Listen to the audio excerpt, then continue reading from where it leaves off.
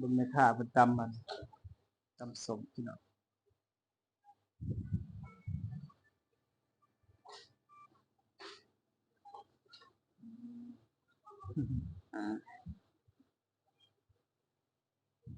ข้าประจ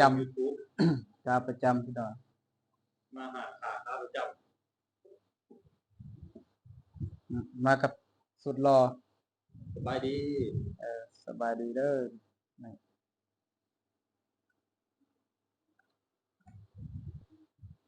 ถ่ายคลิปซอยยังว่าเขาเอิ้นเส้นทางนี่นะมันบุ้งบ่บุ้งเบิ่งกำลังตำกำลังเลือกผักบุ้งมะกรัว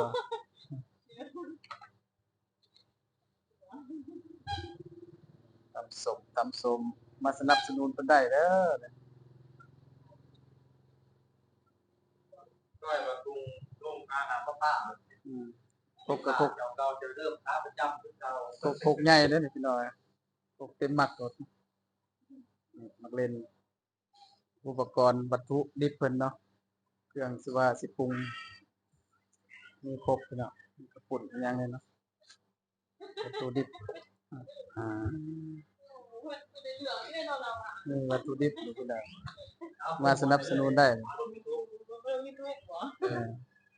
ทุกนี่กำลังตำพี่น้องโอ้ยบ่ดังคือซ่องเพิ่นดอกกำลังกำลังปั้นนี่พี่น้องกำลังหาพันธุ์เฮ็ดบ่นี่แม่นเอาปานกลางเนาะให้ลูกก็มีเด้อให้ลูกก็มีพี่น้องมีแต่ใครลูกท่านมีลูกดอกแม่ค้ายังคือสิมีแฟนแล้วเนาะโสดงามซั่นนี่พี่น้องเด้อยังโสดบ่ได้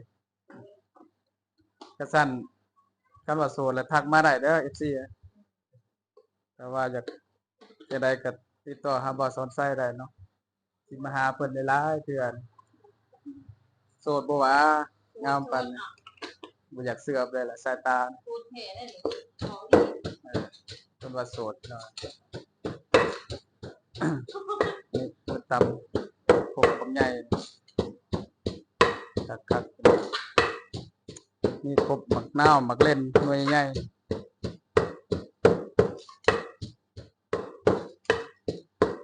ผู้บ่าวทั้งฝั่งไทยโสดเด้อนี่แต่ว่าจะได้ก็ติดต่อมาได้ถามมาลินก็มาสนับสนุนร้านเพิ่นเนาะมีหลายอย่างที่เต็มตู้เนาะร้านเพิ่นขายครบมีน้ำหวานตั้งหลายปีแล้วบ่นี่ร้าน10เดือน4ที่10เดือน4กำลังตั้งโอ้กำลังตั้งกันยังใหญ่ซะนี่เนาะไปร้านเพิ่นเนาะหลายอย่างร้านเพิ่นค่ะแม่ค้าจักซื้อจังได๋เนาะโอ้ซื้อกุ้งเด้อพี่น้องซื้อซากุ้งเนาะกำลังผัดแกงใส่เป็นตาแซ่บอยู่ดอกเบิ่งทุกเพศเนาะมามื้อนั้นก็มาอยู่บ่ได้แวะเพิ่นพามาปีกายคนหลายอ้าวมื้อว่าจักหน่อยมาเด้อโอ้วันจังวะวันจัดใช่ว่าสิมีคนมีของถือกับผมนะเพิ่นเอิ้นใส่ว่าจักหน่อยมาเด้อก็เลยบ่ได้มาก็เลยมื้อนี้มาแก้ตัวนะแก้ตัวใหม่ชวนเพิ่นมาอีกเดี๋ยวนี้ก็ห้านเนาะห้านก็เปียกว่าห้านจังกระดังเด้อแซ่บกระดังเป็นทางสิโดสิตาหาที่ดื่มอาหารตามทางเดินทางไปถึงว่าซื้อตามรอยให้กินดื่มนั่งบ่ครับเขาเรียกที่เป็นว่าเมืองใหม่บ่ฮักโอ้คำว่าโสดหั่นถ้าว่าผู้บ่าวฟังไทยอยากล้มอยากหยังนำบ่ได้ว่าซั่นเปิดใจเนาะเปิดใจบ่ทันปิดใจใจครับผมบ่ใจครับผมเปิดใจทักมาหาเด้อพี่น้องนะ เล่นอยู่บ่ไลน์ซะไลน์นะมีไลน์มีเฟซกันว่าจะได้ก็คอมเมนต์ใต้คลิปซะพี่น้องทางฝั่งไทยเนาะแล้วก็จากต่างประเทศ USA ถ้าว่าอยากพูดคุยกับเพิ่นก็สามารถติดต่อคอมเมนต์เข้ามาได้เนาะเพิ่นเป็นแม่ค้าเนาะมาสนับสนุนเพิ่นได้เบียร์ก็มีเด้อเนาะ นะ เบียร์ก็มีเด้อเนาะ มี เบียร์ก็มีเนาะ มี เอาบ่เบียด จังหน่อยก่อนเดี๋ยวปิดคลิปจังว่า เอาพวกเบียร์ จังน้อยแม่นถ่ายคลิป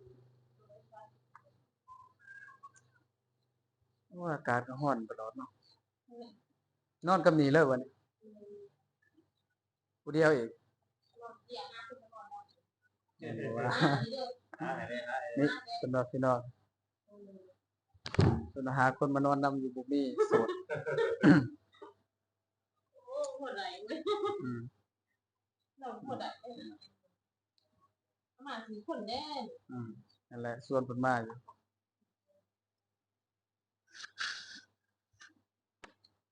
คอมเมนต์รัวๆเด้อถูกใจก็ดิอันนี้ก็ลิ้นด้วยโทรศัพท์ สบายดี มันร้อนสิน้ำเย็นๆเด้อเนาะ ดีจะเบาตัวคือกันเด้อ ยังหึง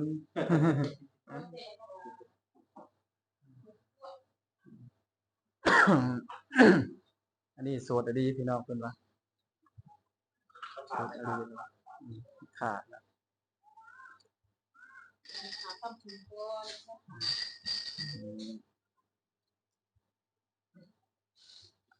อายุ50-60ก็ล้มได้ติ ไหนมด ได้เบิดเนาะก็ได้ว่าเต็มใจหรือว่าอันนั้นเว้ากันได้เข้าใจกันพอ 70-80นี่บ่อยากปานใดแล้วพี่น้อง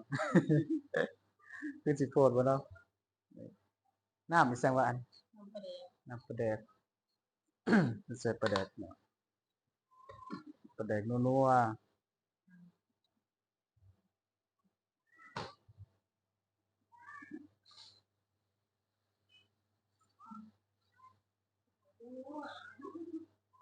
นัวๆแซ่บๆคันบ่แซ่บเพิ่นก็บ่ปรุงเด้อ ไล่สุดล้วนค่ะ บ่ถ่ายเป็นคลิปแล้วก็ไปตัดลงแม่นไลฟ์สดก็ได้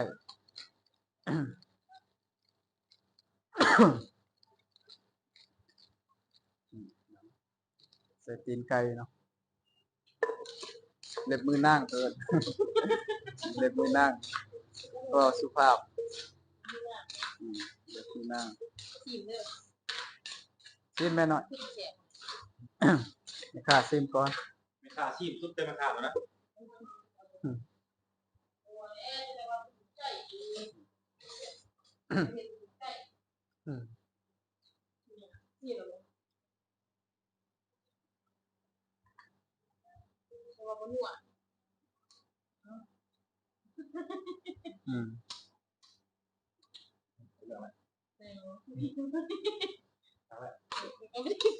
ตดี จะได้ ว้าวเยอะว้าว โบนัสเบิร์ดอันใช่ลงเอกโอเหรอ ได้แล้ว อย่าใส่ถุงอีก คนสิใส่แบบนี้ แต่ที่เขาอยู่ อยากลงด้วย เพิ่นไปให้ใส่จานสดๆไปกินเลยจับถุงสิบ่ได้เลยนะตายแล้วคอยจะตกใจ ยังอยากอะไรเมื่อไหร่ ขึ้นนี่มากกับแรก็ เกี่ยวเป็นแผล คุณหมอ โอ้ยเกี่ยวแบบ เสียสนิทนี่ต้องพร้อมเสิร์ฟแล้วมันใส่จานเรียบร้อยเสิร์ฟใส่เลือดถามเลือดจน พ่อประกงเลยเด้อ ข้อผักบุ้งนะ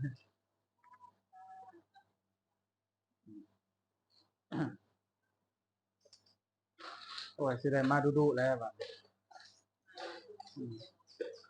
ม มาดูจังหน่อย FC ทักมาว่าให้มาทายตลอดอีกครับ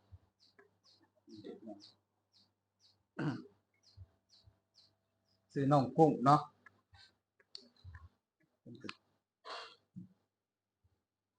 มื้อนี้บ่ทันสัมภาษณ์เพิ่นมาอุดหนุนเพิ่นก่อนพี่น้อยแต่ว่า FC คอมเมนต์เข้ามาแล้วก็จังสิมาถามมาหยังเพิ่นเนาะถามแต่ว่าเป็นทางการตอนนี้ก็ถามก่อนแต่ว่าเพิ่นว่าอันนั้นแล้วเนาะโสดแล้วเนาะโสดทางไทยทางลาวหรือว่าจาก USA ต่างประเทศก็สามารถทักมาได้คอมเมนต์มาใต้คลิปบ่าวสอนไส้นี่แหละเนาะสิมาหาน้องเพิ่นอีกถ้าว่ามักหรือว่าอยากพูดคุยกับเพิ่น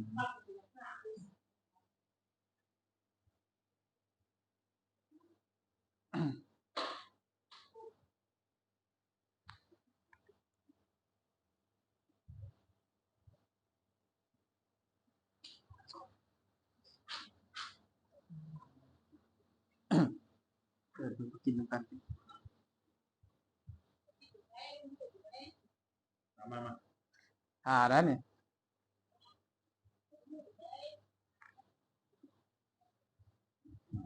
แล้วเนาะ